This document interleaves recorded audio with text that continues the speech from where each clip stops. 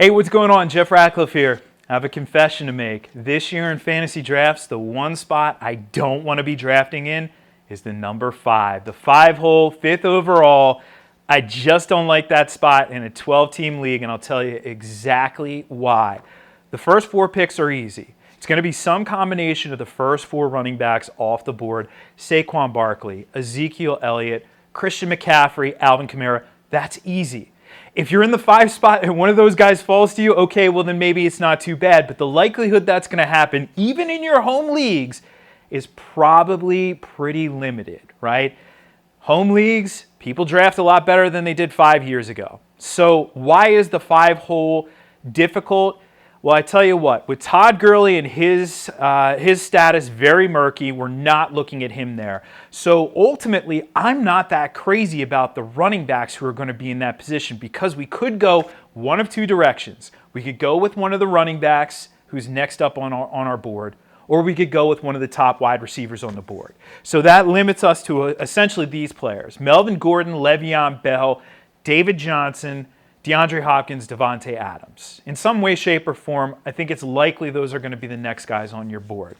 And I'll talk about the wide receivers in a minute, but let me break down why I'm not crazy about those running backs in that spot at 1-5 in a 12-team league. Melvin Gordon, people are talking a lot about concerns for Todd Gurley's health, and those same people are advocating for Melvin Gordon in that 5 spot. Now, the thing about Gordon is he hasn't been a picture of health himself. 4 professional seasons, he's only had a 16-game season once, and in 2 of the last 3 years, he's missed games during the fantasy playoffs. So while he's been very good, yes, he hasn't proven to be that durable. So do I want to have to pick him in that spot? Not necessarily. Le'Veon Bell goes to the New York Jets. Okay, he sat out last year, and I know last year was a debacle, and we're going to get over that. But he goes to the Jets, and we find out his head coach may not have wanted to sign him, but of course he's going to use him. That being said, the Jets are a team that should improve, but it's a new coaching regime in place. So are we expecting them to be a great team this year? Sorry, Jets fans, but it could take a little bit of time. Good running backs on not so good teams isn't always the recipe for fantasy success. So I don't know if I want to take Le'Veon Bell in that spot.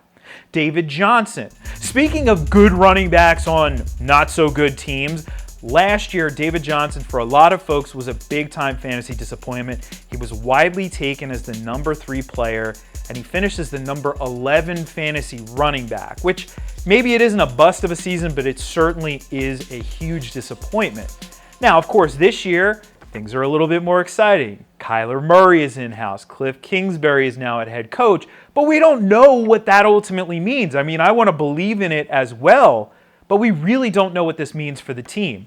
So David Johnson is risky in that spot as well.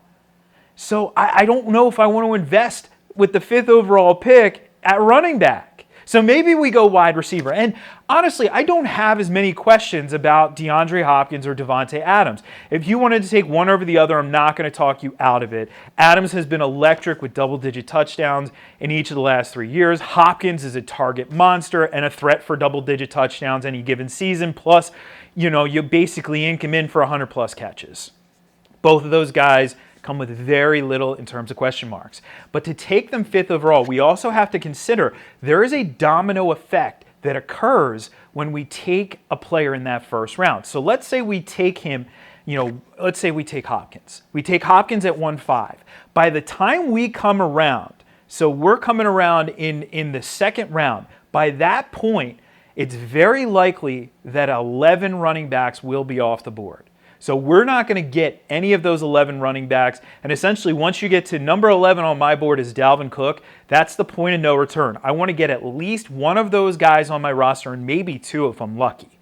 So I'm not going to get any of those guys. And if we look at the current ADP, when it comes back around and it's our pick in the 2-8 spot, current ADP says we're taking Antonio Brown. So all of a sudden, we just went Hopkins and Antonio Brown. We pigeonholed ourselves into a quasi-zero RB approach, and the next best running back that we're going to get is going to be in the 3rd round at the 5th pick overall, which now we're in likely Aaron Jones type territory which I don't like that start. So it's a domino effect play there. By taking that wide receiver, we set the wheels in motion for a roster construction that we may not ultimately be happy with. And you might be saying, well, hey, what's wrong with DeAndre Hopkins and Antonio Brown? And I don't think there's anything wrong with them per se, but I think when we look down the line at the end of the draft, we may not be happy with our roster when you consider how much value can be had at wide receiver in the 4th round, 5th round, 6th round, 7th round. There's so much depth at the position that if you load up at running back early, you're going to be much happier later on. So the 5 spot is almost going to force our hand to draft a running back. We get a running back maybe with injury concerns in Melvin Gordon. We get a running back with overall team concerns in David Johnson or Le'Veon Bell. It's almost a pick your poison in a 12-team league. Not the best spot to be in. Of course, the best spot to be in is number 1 overall because that's the only spot you get your choice of any player you want.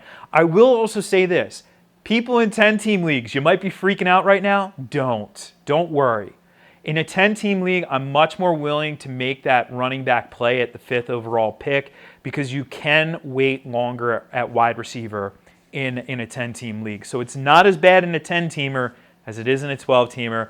But I tell you what, that 5 spot just puts you at a decision that I don't want to make right now, given all of the conditions at the position, the 5 options you might have to choose from. None of them are optimal right now as we stand with fantasy drafts just a few short months away. Of course, if you want to see where all the rankings lay out with these guys, the wide receivers, who's after them, who's before them, you can check all of those rankings out over at ProFootballFocus.com.